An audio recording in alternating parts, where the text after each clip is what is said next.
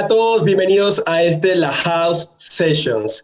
En este live vamos a tratar un tema súper clave y que muchos se estarían preguntando y ¿es buen momento para comprar vivienda? Yo soy José Caparroso, soy editor transmedia de Forbes.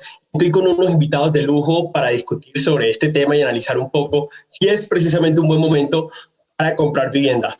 Eso quiero empezar a saludarles. En primer lugar a Shirley Sánchez. Ella es la directora ejecutiva de Colombia PropTech. Bienvenida, Shirley. Hola, José, ¿cómo estás? Muchísimas gracias por la invitación a este espacio. También está con nosotros Edwin Chiribi Bonilla, quien es vicepresidente técnico de Camacol. Bienvenido, Edwin. Gracias, José. Un saludo para todos. Saludamos al doctor Hernando José Gómez, quien es presidente de Asobancaria. Bienvenido. Muy buenos días, José. ¿Cómo vas? Por supuesto, también al anfitrión, quien es Rodrigo Sánchez Ríos, cofundador y presidente de La House. Bienvenido, Rodrigo. Muchas gracias, un saludo a todos. Encantado de estar acá. En unos minutos se estará uniendo a nosotros Carlos Alberto Ruiz, quien es el viceministro de Vivienda. Pero vamos a ir empezando con la primera de las preguntas, que esta es para todos. A finales del año pasado, Luis Aurelio Díaz, quien es el gerente del grupo Oikos, afirmó que el impacto del COVID-19 ha alineado un sinnúmero de factores en el mercado que permiten concluir que no existirá un mejor momento para comprar vivienda que en los próximos 100 años en Colombia. ¿Qué opinión tienen ustedes? ¿Esto es como una exageración o es algo realmente aterrizado, algo que es verdad? Si quieren, empezamos con Shirley. José, mira, yo estoy muy de acuerdo con ese comentario.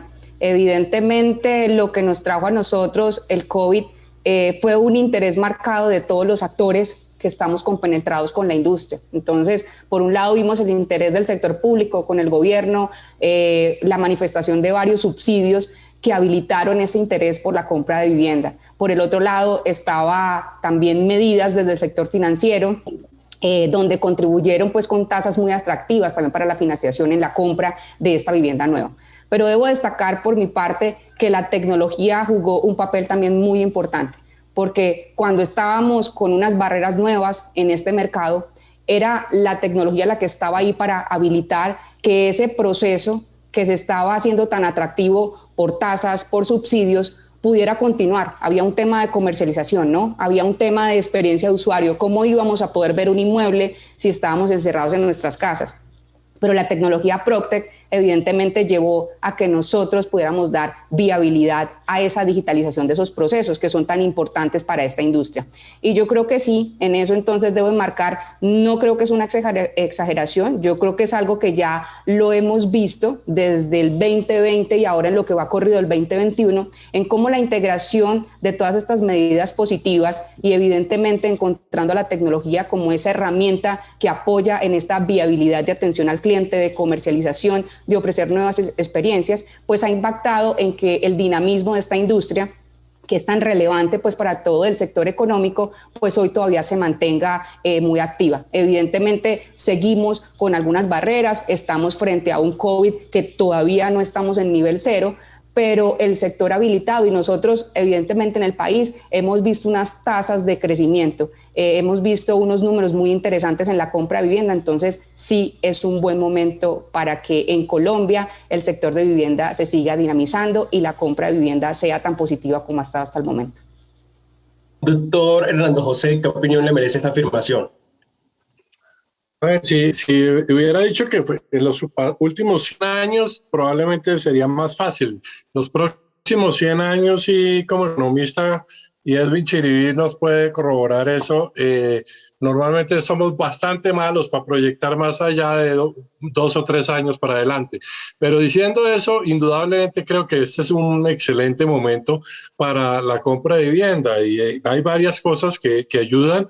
Lo primero evidentemente es que tenemos un elemento muy importante y es que a nivel transversal en la economía se han adoptado muchas herramientas digitales McKinsey, por ejemplo, dice que esto se hizo en un año lo que se hacía normalmente en 5 años, y con toda esta irrupción de todas estas nuevas herramientas que vienen siendo utilizadas por el sector financiero, pues se facilita el acceso al crédito, se facilita los procesos de otorgamiento de crédito, y eso creo que es una buena noticia para todos los clientes. Ahora, adicionalmente, pues el gobierno ha hecho un gran esfuerzo, porque es claro.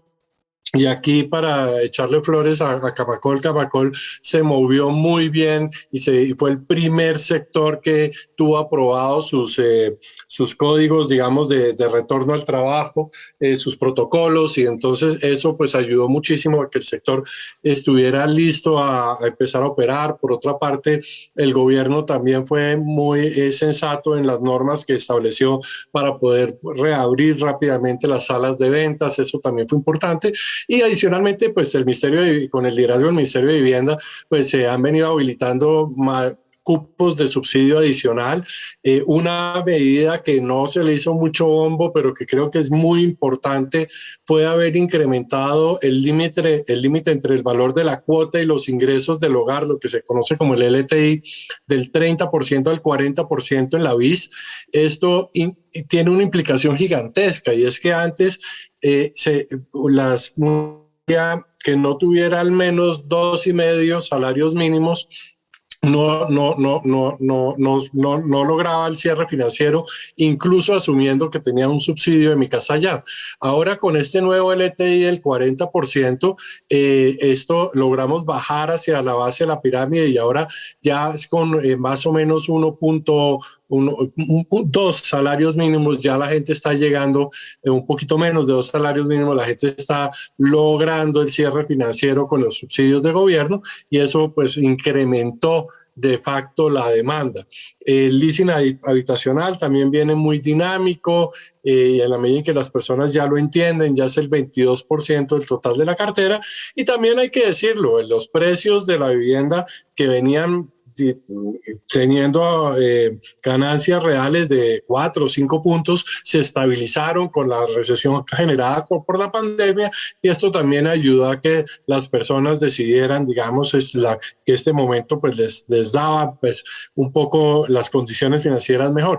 Y obviamente la reducción de tasas de interés. En este momento las tasas de interés de la vivienda están en mínimos históricos, y en tasa fija, perdón, en tasa fija para la BIS está en 10,5%, para la no BIS está en 8,8%, y en VR o en tasa variable está en 8% y 6,8% respectivamente. Entonces, creo que también el tema de tasa de interés ha ayudado mucho, y finalmente los bancos, pues evidentemente vienen irrigando muy dinámicamente recursos. Simplemente para dar una idea, los desembolsos en el presente año, a junio, alcanzaron en el tema de hipotecario a 11,3 billones de pesos, que es 37% superior al mismo periodo en el 2019. O sea, no es comparado con la época de pandemia, sino con la época de prepandemia, ya estamos 37% por encima, y esto pues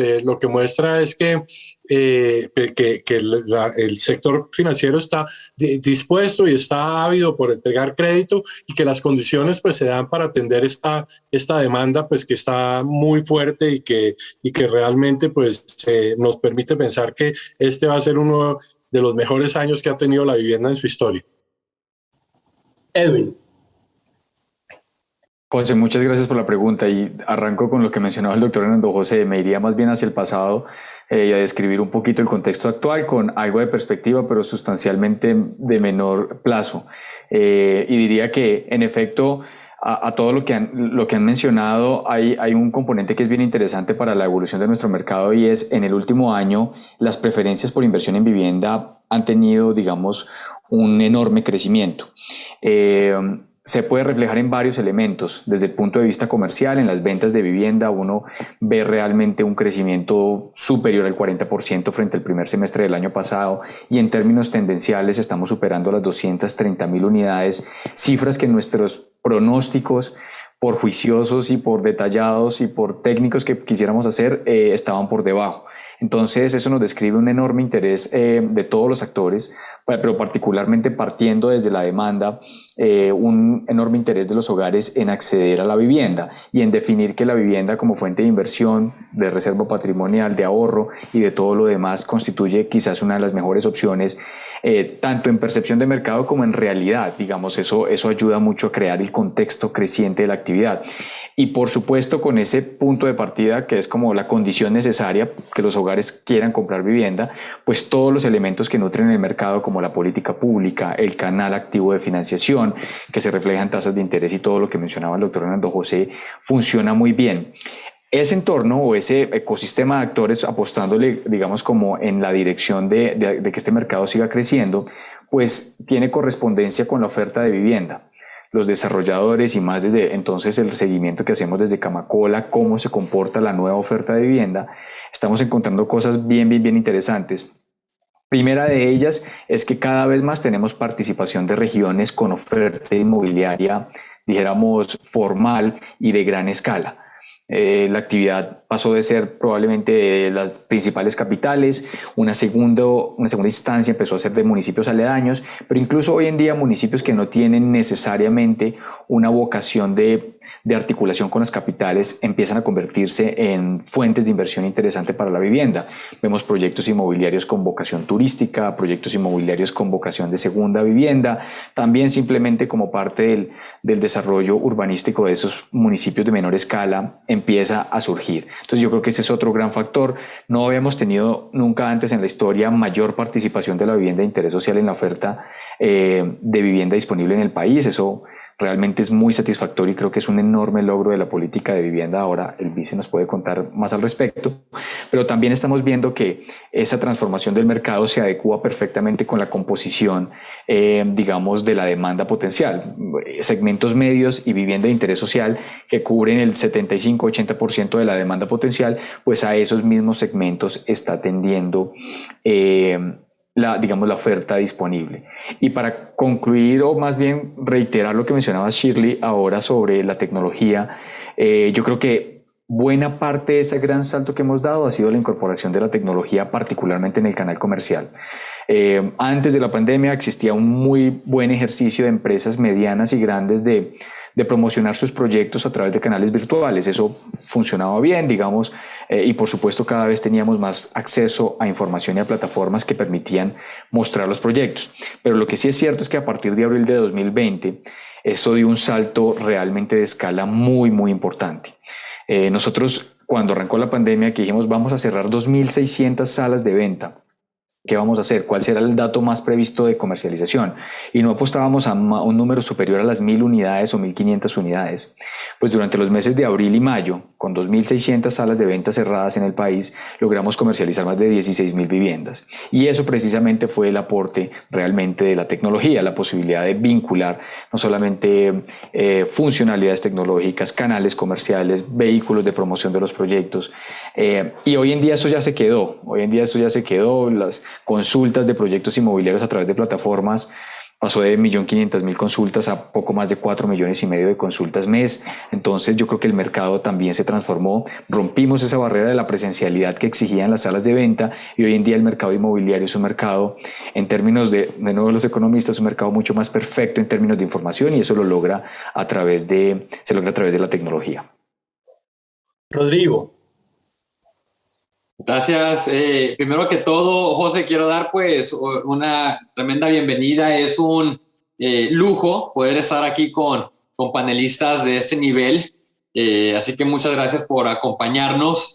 Con respecto a la pregunta, José, pues recojo lo que comentaba el doctor Hernando. Es muy difícil predecir lo que va a pasar los próximos 100 años, pero sin duda estamos en un momento privilegiado, una situación donde se han alineado las estrellas para que la propiedad de vivienda sea por lo más atractivo que ha estado en décadas, ¿no? Recojo mucho también lo que dijo el doctor Hernando de lo que ha sido el apoyo de la financiación de todas las entidades financieras en apoyar este sueño que es para muchos pues ser dueño de su propia vivienda. Pero quiero enfatizar algo que Shirley y Edwin han mencionado, que es ese rol de la tecnología, ¿no? Eso es algo que no podemos enfatizar demasiado, porque ha sido realmente un cambio espectacular. Si uno ve la manera en que era la experiencia de adquirir una vivienda, pues realmente no había cambiado en 30 años o más, ¿no? A pesar de todos los desarrollos de la innovación que hemos visto en muchos otros aspectos de nuestra vida, la compra de vivienda seguía muy tradicional, con una pues situación de desplazamientos físicos, trámites físicos, uso de la intuición, en tener un criterio de decisión, y lo que todo esto indudablemente influía para tener acceso a la propiedad. Hoy, gracias a la incorporación de tecnologías como la inteligencia artificial, lo que es la analítica y la ingeniería de datos, las personas podemos conocer con mucho mayor confianza el precio real de un inmueble, explorarlo remotamente por medio de realidad aumentada, tramitar su compra virtual y tomar una decisión según parámetros objetivos y estadísticos. Eso es lo que estamos haciendo realidad todos los que estamos en el mundo PropTech como La House. Entre otras cosas, todo esto ha llevado a que proyectos enteros puedan venderse en cuestión de días y de forma digital. Por ejemplo, hace un par de meses, un proyecto en Bogotá que utilizó la tecnología de La House logró alcanzar su punto de equilibrio en tan solo 48 horas y ha logrado vender el 100% de sus unidades en menos de 14 días, ¿no? Todo eso teniendo en cuenta que era un proceso que esto llegaba a tomar 6 a 12 meses, ¿no? Esta es una clara contribución de la generación de empleo, la reactivación de la economía, todo gracias a la tecnología y este perfecto momento para adquirir vivienda. Gracias, Rodrigo. Y en este momento le doy la bienvenida al viceministro de Vivienda, Carlos Alberto Ruiz. Bienvenido a esta sesión en la que discutimos si es buen momento para comprar vivienda. Y aprovecho para extenderle la pregunta. Estamos discutiendo una afirmación del gerente de Oikos, quien hace unos meses afirmó que debido a todas las condiciones que se han generado en el mercado después o en medio del COVID-19, que se han alineado en medio de esta coyuntura, él dice que no hay mejor momento o que no habrá mejor momento para comprar vivienda quizás en los próximos 100 años. Estábamos discutiendo si esto es una exageración o si es bastante aterrizado debido a todas esas condiciones que se han propuesto. ¿Qué ven ustedes desde el Ministerio de Vivienda, vice? Bueno, José, muchas gracias por esa bienvenida. Un saludo muy especial al señor Hernando José, que ahí está, a Edwin, a Chile, a Rodrigo. Muy honrado de estar invitado en este panel y pues con esos compañeros de panel. Y yo que si nos hubieran hecho la pregunta hace un año, cuando estábamos en plena pandemia y recién comienza el proceso de aislamiento y el futuro estaba súper incierto, probablemente, y viendo lo que había pasado y cómo estaba el estado de la incertidumbre, uno hubiera dicho, de pronto el mejor momento es ahora porque el futuro pinta muy desesperanzador. Pero lo que pasa el año pasado es que sector privado, sector público, las familias, todos mantienen, yo creo que uno de los activos más valiosos que tiene este sector, y es la confianza y la credibilidad por parte de todos los agentes en que el sistema está funcionando. Porque aquí, cuando un constructor va a tomar una decisión de inversión, no es una decisión de inversión de hoy a mañana, o de este año, o del próximo año, es una decisión de inversión de un mayor tiempo. Ni que se diga de los créditos hipotecarios a 30 años. Eso es un símbolo de confianza en el futuro, de que la persona sí va a seguir pagando su cuota durante los siguientes años. De las inversiones que se dedican en manera de actualización tecnológica. Eso no son cosas de corto plazo, y es una confianza muy grande en el futuro que se tiene respecto a ese sector. Por eso lo que sí estaría seguro es que las cosas van a seguir mejorando. O sea, es una perspectiva muy optimista respecto al futuro. Pues cualquier cosa puede pasar. Nosotros los economistas sí somos malos, lo que es el señor Hernando José, para proyectar, pero no creería que en los próximos 100. Yo sí creo que o sea, que el país sí fue capaz de superar con esa fuerza, y este sector con la fuerza, una pandemia y una tan fuerte como la que fue el año pasado, y resultó no solamente superando la pandemia, sino con nosotros en ese momento en marzo decíamos, queremos que 2020 no sea el peor año de los últimos años. Queremos que no se aleje tanto del 2019, que hasta ese momento había sido el mejor año de la historia en materia de ventas de vivienda.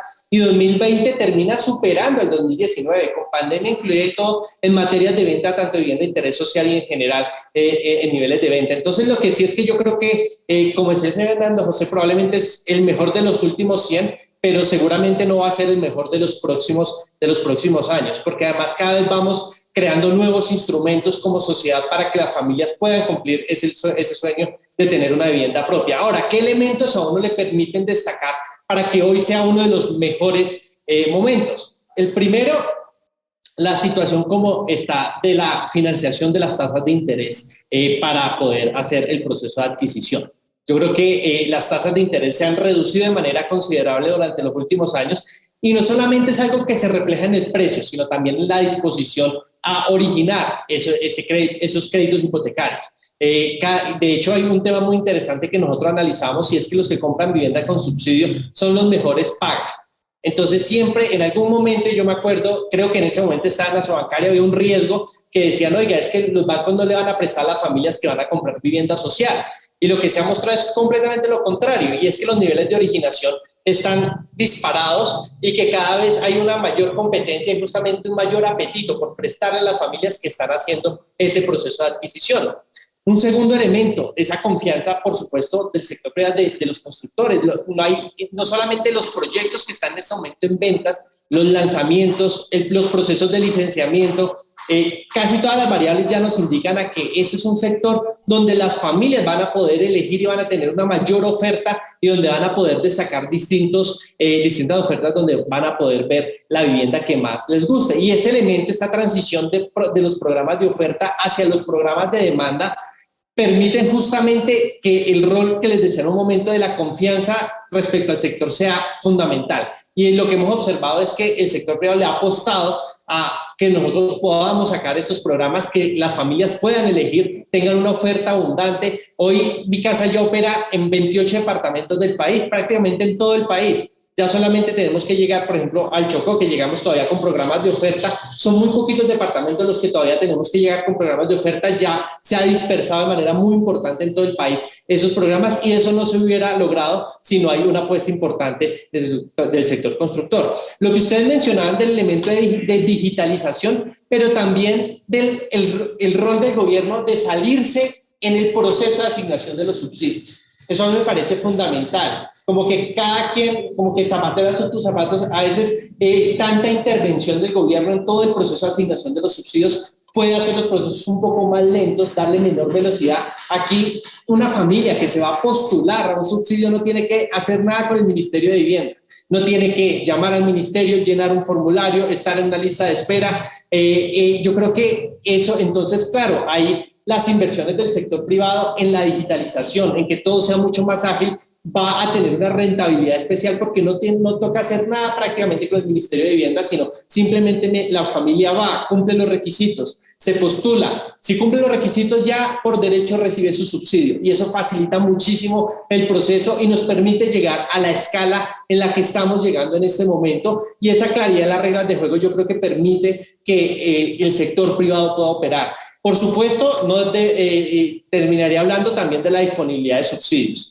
Yo creo que en los últimos 12 meses, 13 meses, hemos ejecutado casi 100.000 subsidios. Eso es impresionante. En los órdenes de magnitud de ejecutar 100.000 subsidios en un año, tanto BIS como no BIS, los últimos 13 meses, nos lleva a pensar que esta es la apuesta que no solamente que el país tiene en este momento, sino con el que debería seguir. ¿Y por qué me parece así, digamos, de categórico? Es que ejecutar 100.000 subsidios es prácticamente entre 400.000 personas que se están viendo beneficiadas con ese proceso, con esos procesos de adquisición, donde lo que han hecho las entidades territoriales ha sido partir de Mi Casa Ya y empezar a colocar subsidios sobre Mi Casa Ya. Los casos más destacables seguramente son los casos del Atlántico, de Antioquia, de Bogotá, de Santander, de Caldas. Ahí tenemos muchos departamentos y cada vez se suman más, que lo que dicen es, mire, no nos vamos a inventar un nuevo modelo, no vamos a empezar a hacer procesos de licitatorios, a empezar a hacer esos procesos de seguimiento de obra, donde los riesgos por parte del funcionario público son elevados, dicen no, el que mejor administra los riesgos de construcción son los privados, son los constructores, y entonces donde lo que dicen es vamos a complementar el subsidio a las familias, y esto yo creo que no solamente nos va a seguir manteniendo esa dinámica, sino nos permite también una mayor inclusión por parte de las familias a ese subsidio. Entonces, por ejemplo, antes nos decían, una familia en condición de víctima no va a poder tener cierre financiero con Mi Casa Ya, pero cuando uno le suma ya el subsidio territorial, el subsidio local, le suma la cobertura, las menores tasas, y que la familia, por condición de víctima, pueda elegir, pueda meterse en internet y elegir cuál es la casa que más quiere, yo creo que le estamos dando una oferta completamente distinta entre todos nosotros a los ciudadanos que son el centro de nuestra política. Con esta gran introducción que hicieron todos y en la que, digo yo, hubo un consenso en el que definitivamente sí hay condiciones que indican que es un gran momento para comprar vivienda, pasaré a unas preguntas individuales y ahora sí en adelante les agradezco como respuestas bastante concretas y cortas para poder abordar todo lo que queremos abordar. Entonces, tengo una pregunta individual para el presidente de Asobancaria, el doctor Hernando José Gómez. Mucho se habla de la importancia de las tasas de interés para todo lo que tiene que ver con adquirir vivienda. Sin embargo, para el ciudadano de a pie, ¿cómo explicarles estos beneficios?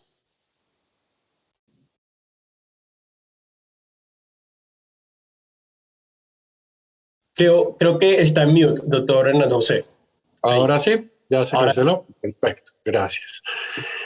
Bueno, sí, básicamente lo que hay que entender es que la tasa de interés es como el precio que pagan los clientes por disponer de un crédito, o sea, lo es el costo del dinero.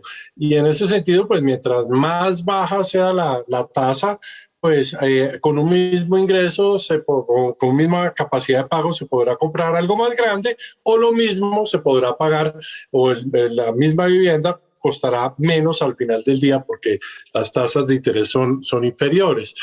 Esto, pues evidentemente, pues en un plazo largo de 15 a 20 años, pues hace unas diferencias grandes. O sea, un pequeño aumento, una pequeña disminución de la tasa de interés, al final del día puede tener un impacto significativo. Y por ello, pues creo que esta reducción de tasas de interés de 240 puntos básicos para la tasa de la BIS y de 360 puntos básicos para la tasa de no BIS frente al 2016, pues realmente es una diferencia muy grande de tasa de interés. Como decíamos, ya son tasas de interés de 10.5%, para la BIS y para la no BIS por debajo del 9%. Entonces, ¿qué implica esto a la hora de la verdad? Tomamos un ejemplo de la BIS, tomamos un ejemplo del límite de una vivienda en el tope de la BIS de 136 millones, que supone una financiación del 80% a un plazo de 20 años. Una operación de esa naturaleza sin subsidio del gobierno implicaría ya de por sí un ahorro de 39 millones de pesos para el comprador gracias a esa reducción de los 240 puntos básicos. Y si incluimos ya también el subsidio de Mi Casa Ya, pues se incrementaría el ahorro a 64 millones de pesos y con una cuota del orden de 697,000 pesos, que es más o menos entre un 25 y 35% inferior a la que tendría en otras condiciones. Y si hacemos el ejemplo para un inmueble no BIS del orden de 400 millones de pesos, con un crédito del 70% a 15 años, el ahorro sería del orden de 101 millones de pesos en toda la vida del crédito en términos de pagos, y si incluimos el subsidio del Fresh No BIS, subiría esto a 139 millones. Entonces realmente sí hace una diferencia muy importante y en este momento pues las tasas son muy bajas y yo creo que en el tiempo pues digamos ya las tasas de República no van a seguir bajando, pensaría yo, a menos de que pase algo muy raro con la pandemia o una crisis económica, pero pensando que eso no ocurre ya, tenemos tasas de interés que están bastante en el piso. Obviamente los bancos seguirán mejorando sus eficiencias y los márgenes de intermediación continuarán lentamente creciendo, pero como ha ocurrido en la última década. Pero de todas maneras lo que quiero decir es que esto un momento en el cual bajan tanto las tasas de interés, es un muy buen momento para comprar vivienda por los ahorros que se generan, que son de unas dimensiones bastante interesantes. Muchas gracias. Ahora quiero preguntarle a Edwin cómo describiría el momento por el que pasa la oferta residencial en el país. Sobre todo, ya habíamos mencionado como el impacto que está teniendo la tecnología, pero quisiéramos ampliar un poquito cómo está influyendo la tecnología en este proceso, sobre todo de oferta. Perfecto, gracias, José. Definitivamente yo creo que la oferta en números gruesos está en un muy buen nivel. Pero además de hablar cuántos proyectos tenemos hoy, que les podría dejar de una vez el dato, tenemos hoy en día 146.000 unidades de vivienda en oferta disponible. Eso se refleja en poco más de 3.300 proyectos en el país. Pero algo que es muy interesante y que lo pusiste al final de tu pregunta es esta oferta, ¿qué características tiene? Y lo primero es que es una oferta con una evolución bastante sana, es decir, en su mayoría es oferta en preventa y en construcción. Hemos venido en un proceso de reducción del inventario terminado, eso digamos le garantiza salud al mercado y la posibilidad de que se renueven los proyectos de edificaciones y definitivamente el portafolio de las empresas con nuevos proyectos. Estamos cerrando proyectos que venían con algún tipo de inventario terminado y a lo largo de los últimos 6 meses eso se ha moderado bastante. Lo segundo es que es una oferta bastante dinámica. El tiempo promedio de comercializar un inmueble nuevo en el país es de poco más de 8.6 meses y este número alcanza a ser, o incluso antes de pandemia estaba por encima de los 10 meses. ¿A qué se debe esa celeridad entonces en la rotación de los inmuebles en el país? De entrada, una muy buena hipótesis y seguramente comprobable es el tema de la tecnología, la posibilidad de acceder al mercado simplemente desde su casa y a un clic poder tener cotizaciones, puntos de contacto y tener todo lo demás. Y lo tercero que me parece relevante que mencionar frente a la pregunta que nos formulabas es la tecnología. Yo creo que le ha puesto también o le ha quitado el parámetro regional a la oferta de vivienda en el país. Digamos, si antes yo estaba interesado en comprar un inmueble en el norte del país por ciertas características turísticas o quería ver, por ejemplo, la oferta de vivienda en el eje cafetero, muy probablemente tenía que aproximarme a lo poco disponible en el mercado a través de plataformas virtuales o también quizás hacer el viaje y tomarme un tiempo para poder seleccionar las mejores opciones de inversión. Pues hoy en día realmente estos 3.600 proyectos se vuelven una oferta nacional casi que para todos los actores en cualquier región. La posibilidad de no solamente conocer los proyectos, visualizar, por ejemplo, el entorno. Antes podíamos conocer las características arquitectónicas o el render de un proyecto, pero ahora podemos con mucha más tecnología, por ejemplo, conocer el entorno de los proyectos, tener visión 360 del barrio, elementos que a veces uno no podía hacer si no fuese en la presencialidad. Luego, entonces, todos los 3.600 proyectos ya hacen parte del cúmulo de oferta del país y residentes en el exterior incluso pueden ver opciones de inversión en Colombia. Entonces, realmente yo creo que ese ha sido el mayor salto que hemos podido tener, hacer que la oferta ya no sea regional, sea una oferta nacional y cada vez más estemos dando salto a que la oferta de vivienda en el país sea oferta global. Recuerden que tenemos poco más de 5 millones de personas residiendo en el exterior, tenemos un flujo de remesas creciente que cada nuevo dato entonces nos muestra que hay un gran volumen de recursos disponibles, tenemos también una tasa de cambio que hace que mejore entonces el poder adquisitivo de quienes envían estos recursos y una preferencia obviamente por inversión en vivienda en muchas regiones que nos demuestran como esa salud en general del mercado. Muchas gracias, Edwin. Ahora me voy con el vice, también al mejor estilo, con respuestas breves. Es frecuente que los jóvenes veamos esa gran oferta de subsidios y también toda la oferta comercial que existe y sientan que tener casa está muy distante todavía. ¿Cómo empezar a cambiar este imaginario? ¿Qué les diría usted a los jóvenes? El primer elemento es que las cifras reflejan que los jóvenes cada vez compran más vivienda y que tienen una participación muy importante en la vivienda de interés social y prioritaria. Ya en este momento están haciendo uso de los subsidios. Nosotros tenemos que estar muy por encima del 30% la participación de los jóvenes en la absorción de subsidios para BICI y para vivienda de interés prioritario. Su participación en la población, digamos, jóvenes de 18 a 28, 30 años, es cerca del 20%. Ellos ya hoy adquieren más vivienda que el peso que tienen dentro de la población. Entonces, un primer mensaje es que hoy ya lo están haciendo. Un segundo mensaje es la disponibilidad de subsidios y elementos adicionales, por ejemplo, el programa Jóvenes Propietarios, donde hay un elemento que es la garantía que permite que respaldar aún más el crédito que se tiene para aquellos jóvenes que estén haciendo el proceso de aplicación, facilitan aún más la vida para que lo puedan terminar haciendo.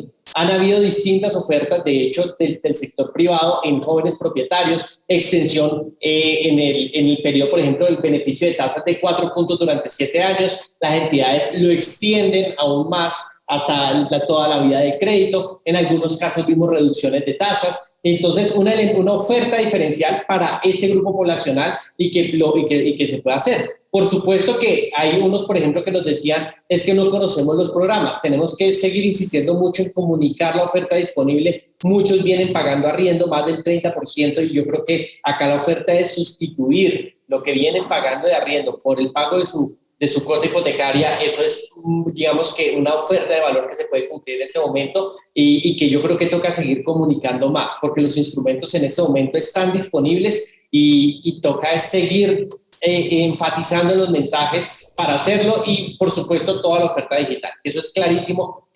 Antes también el hecho de irse, todo el trámite adicional para poder hacerlo, la profundización de las herramientas digitales va a terminar de consolidar este nuevo segmento con su participación dentro de la vivienda. Gracias, Vice. Ahora me voy con Rodrigo. Cuando uno escucha que hay compañías contratando batallones de ingenieros o como ustedes que están desarrollando una tecnología súper sofisticada y de muy alto nivel, ¿cómo se beneficia un usuario de las herramientas tecnológicas a la hora de comprar casa? José, excelente pregunta. Aquí ya Edwin pues la contestó en un componente de ese impacto directo a los usuarios, ¿no? Que es esa experiencia digital que en muchas ocasiones es hasta mejor que la experiencia de la sala de ventas. Y yo quiero complementar esa descripción técnica, ¿no? de los tours virtuales y cómo tienes acceso en tus manos, en tu móvil a esa información, con un aspecto muy bonito que es cómo la tecnología democratiza el acceso a vivienda y hace que sean muy claras las reglas del juego. Me explico. En proyectos residenciales es muy común que cuando haya un lanzamiento nuevo haya una primera lista de precios que tienen condiciones preferenciales que normalmente se reservan para amigos, para familia directa del desarrollador,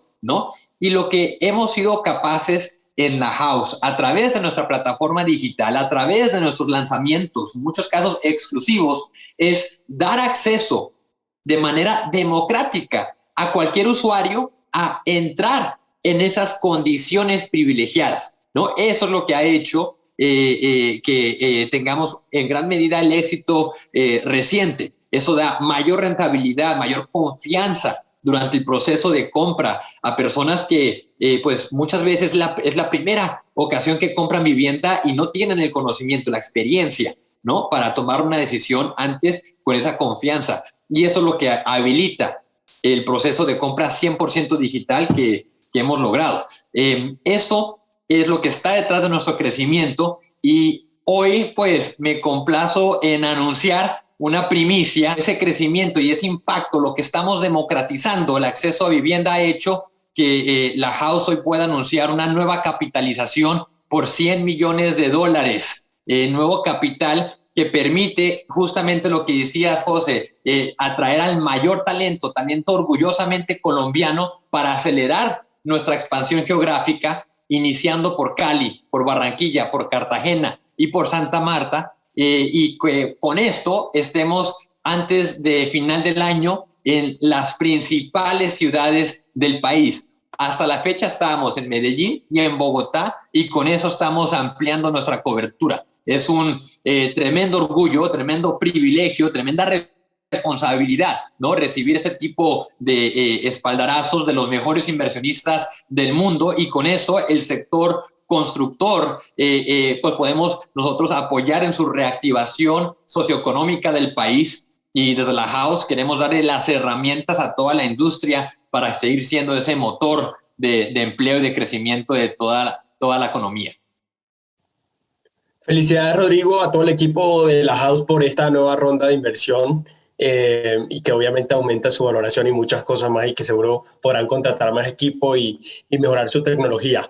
Me voy con Shirley. Shirley, ¿qué representan este tipo de noticias como que la House reciba 100 millones de dólares? Y aprovechemos para que nos cuentes un poquito cómo está el sector Colombia PropTech o el sector PropTech en Colombia frente al resto de la región y cómo analiza su aporte a lo largo de la pandemia. José, pues primero una gran noticia, de verdad que me encanta estar aquí en plena primicia y aprovecho y felicito a Rodrigo y a todo el equipo de la House. Para nosotros es muy importante y muestra un poco cómo te voy a contar de cómo está el sector PropTech en el país y es esa etapa que nosotros decimos que nos encontramos ya en etapa de consolidación. El ecosistema PropTech en Colombia es un ecosistema digital legalmente conformado.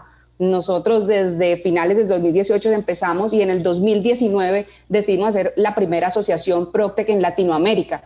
Frente a la región, nosotros tomamos como ese impulso de decidir crear esto que en ese momento no sabíamos el impacto tan grande que iba a tener y tampoco vislumbrábamos que iba a llegar una pandemia, pero que la pandemia termina acelerando, pero sí éramos muy conscientes de la necesidad de este ecosistema. Frente a la región de Latinoamérica, hoy es el ecosistema de mayor impacto y de tiempo de fundación, como te cuento, y se vuelve ese ecosistema de transformación real de una industria tradicional que necesitaba realmente la apropiación de las tecnologías para el dinamismo y la organización de todos los procesos. Es un ecosistema que ha logrado trabajar de forma colaborativa. En Colombia tenemos mapeadas más de 115 empresas en el país, donde un porcentaje de estas startups ya hacen parte de la asociación. Tenemos estimado, y pues ahora era la cifra que tenía antes de la primicia de Rodrigo, pero teníamos un estimado de más de 200 millones de dólares en inversión hacia las PropTech, sumando los 100, pues entonces ya podría decir que estamos más de 300, y estos son a PropTech colombianas. Estos son a desarrollos que tenemos aquí. Evidentemente, si sumamos esto a nivel regional, también los otros países han tenido unos incrementos, pero realmente Colombia se ha vuelto como ese foco y ese hub muy interesante en todo lo que es ecosistema digital, pero en PropTech es un ecosistema que hoy tiene gran relevancia. Se han visibilizado de una manera muy importante. Acá tenemos empresas PropTech y pues la House es un caso de los muchos que podría mencionar acá, con valoraciones en el ecosistema y con levantamientos de capital relevantes. Veníamos, por ejemplo, el caso de la House, y aquí también me refiero a Avi, dos de las empresas que en plena pandemia logran levantamientos de capital, cuando pensaríamos que un inversionista no iba a hacer este tipo de procedimientos, pues son dos empresas que lo logran y al día de hoy también pues tienen unos levantamientos de capital muy relevantes en todo el ecosistema digital, no solamente hablando de PropTech. Para PropTech creería en este momento afirmar que son dos de las empresas que tienen mayor levantamiento a nivel regional, y eso pues también es algo muy interesante para toda la industria, ¿no? El impacto que se tiene, el crecimiento exponencial, José, en Colombia, un crecimiento que ha pasado a empresas que hoy ya están 3X, 10X, que llegan a ese crecimiento. Y este crecimiento, como lo mencionaba Rodrigo, pues lo que ha permitido son dos cosas. Una manera es que han pasado desarrollos tecnológicos de una sola ciudad a expandirse a más ciudades, pero también con una visión internacional. Y hoy ya alcanzan otros mercados. Hoy están llegando a 1, a 2, a 3 países también de la región, con un alcance muy importante en la habilitación y en la transformación de toda la industria inmobiliaria, ya no solamente en Colombia. Y hay algo aquí también paralelo que creo que en el impacto de lo que podemos estar haciendo es que en el momento en el que está creciendo la industria PropTech, en el momento en el que crecen esas startups, también hay una generación de empleo. Hemos tenido casos acá de empresas que inician con un equipo de 5 personas, que rápidamente están pasando a 10, a 100 personas, a 140, a 200 en contrataciones. Y eso realmente es muy importante para toda la industria, porque también desde PropTech estamos impactando a todo el sector económico. En el tema de la reactivación, con todo este movimiento de los empleos, pues PropTech se habilita también para hacer un impacto positivo en ese mercado. Gracias, Shirley. Doctor Hernando José, vuelve usted rápidamente para preguntarle si todo este salto digital también está llegando a los bancos o seguimos todavía con el mismo conducto presencial en las entidades financieras. ¿Qué están haciendo ustedes? Sí, no, el tema digital sí ya es algo que se está esparciendo cada vez más rápidamente. Obviamente va como de los bancos más grandes y de los más nuevos hacia los más tradicionales y pequeños, valga la pena decir, pero digamos ya hay procesos en los cuales se pueden obtener créditos por una vía digital, con información, o sea, sin necesidad de ir al banco. Entonces creo que allí vamos generando un progreso importante. Por otra parte, en la medida en que cada vez las calificadoras las centrales de crédito tengan más información y tengan más información positiva también de la gente, no solamente la negativa, sino la positiva, pues hace que estos sistemas de aplicación digital de crédito se vuelvan muy eficientes y muy expeditos. Entonces creo que indudablemente esto sí ya es algo que está tomando bastante vuelo. Además hay que recordar pues que en Colombia pues 3 o 4 bancos son los que tienen el gran grueso del crédito hipotecario, y esos 3 o 4 bancos en general son todos bancos modernos que están en un proceso, digamos, de modernización muy importante, y en ese sentido creo que sí, que cada vez veo que se pueden hacer más cosas a distancia, no presencial, y esto, como usted dijo anteriormente, pues reduce los tiempos significativamente. Quiero irme ahora con el viceministro de Vivienda para preguntarle, más allá de estas ventajas que hemos escuchado ampliamente en esta discusión, ¿es buen negocio comprar casa y por qué? ¿Por qué sería un buen negocio? Desde el punto de vista de la inversión, pues cada caso particular, digamos, toca analizarlo. Como decía Edwin, hay una oferta muy grande de vivienda, distintos precios, ubicaciones, y entonces aquí pues cada caso se tendrá que analizar, pero en términos generales yo creo que es muy buen negocio en la medida en que mezclamos los elementos que anteriormente habíamos destacado.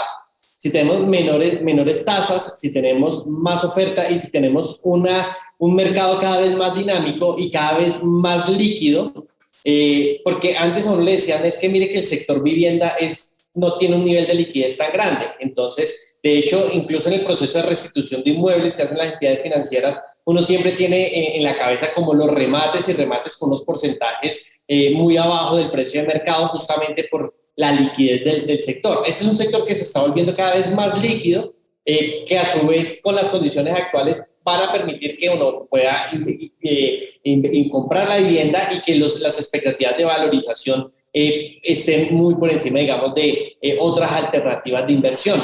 En los últimos proyectos, yo me acuerdo de la entrega de la semana pasada en Santander, estábamos haciendo de un proyecto que era de 240, 250 millones que le había comprado a la familia. En ese momento el precio de mercado está en 310 millones, o sea, era como en un año para otro una valorización del 20-30%. No todas las inversiones tienen las mismas expectativas de valorización, pero en términos generales yo creo que esos elementos de liquidez y el elemento de condiciones de financiación actuales y también de las preferencias de las familias, que es otro elemento importante, y es esto sí, producto en buena parte por la pandemia, y es antes se le daba dentro del, digamos, del valor relativo a los distintos bienes, había un ponderador para la vivienda, un ponderador para los bienes de consumo, para la ropa, lo que es claro es que después de la pandemia el ponderador para la vivienda aumentó de manera importante para las familias. Colombia es donde más se busca en español la palabra vivienda, donde cada vez las familias están cambiando esos patrones de consumo y dicen, oiga, debemos tener, o sea, como que una de las partes fundamentales del consumo, así toca sacrificar en otros rubros, es tener una vivienda digna, es que es un espacio que no solamente pues ya es donde va a habitar la persona, donde va a pasar la noche, donde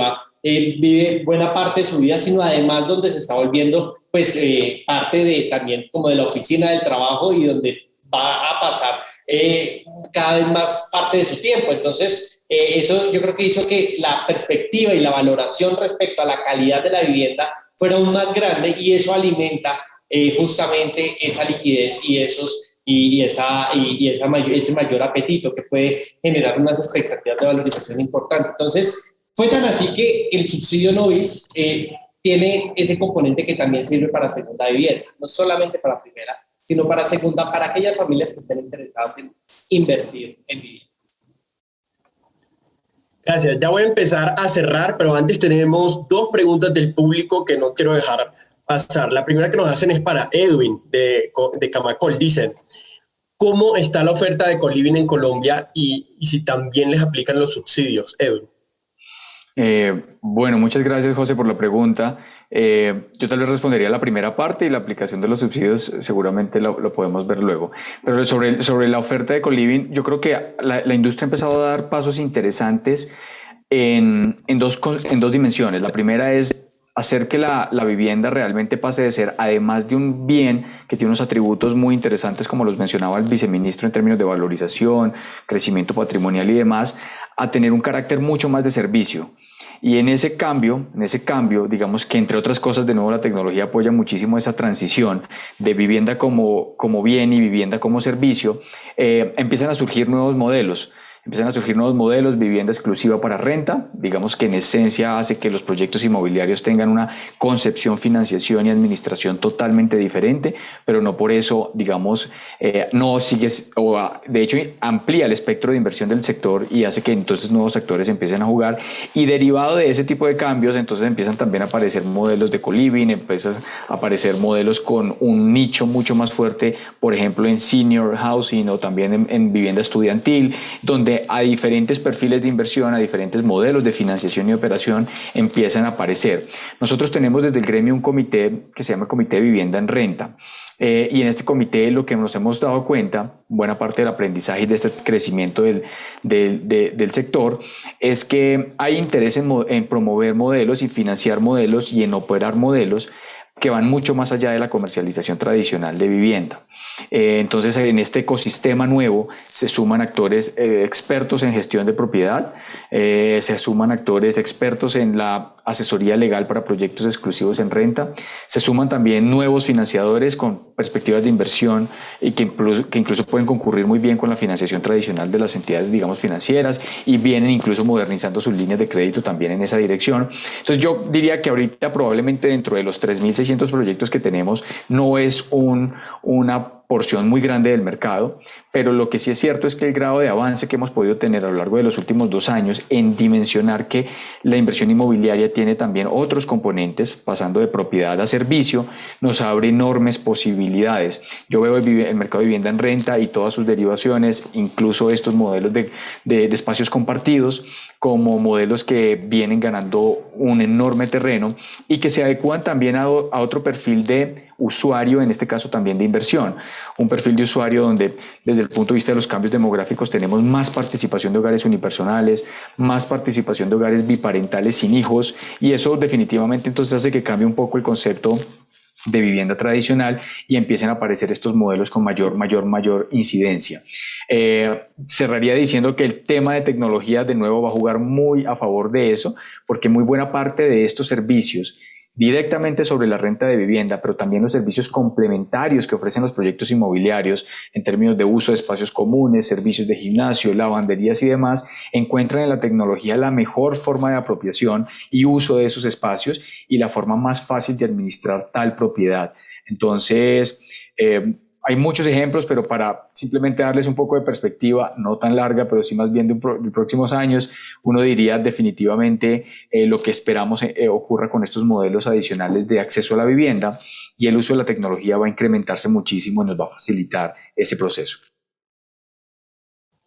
Gracias, Edwin. Y con esta cerramos. Rodrigo, esta es una pregunta que te mandan del público y preguntan que si puedes mencionar algún ejemplo concreto. Creo que has mencionado varios durante la discusión, pero quizás tienes uno adicional de cómo funciona la tecnología en este mercado.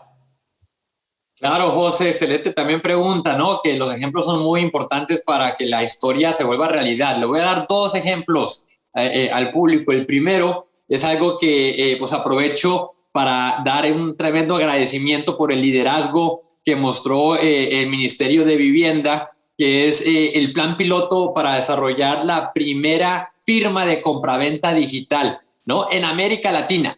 Se hizo orgullosamente en Colombia, fue un privilegio para la House participar, y eso es un tremendo ejemplo de cómo la tecnología le facilita la vida al usuario, al mercado. ¿no? Estamos hablando de que fue una mujer antioqueña de manera remota la que pues en cuestión de momentos logró formalizar la adquisición de su primer hogar, un apartamento bis, a través de este piloto de la primera firma de compraventa digital.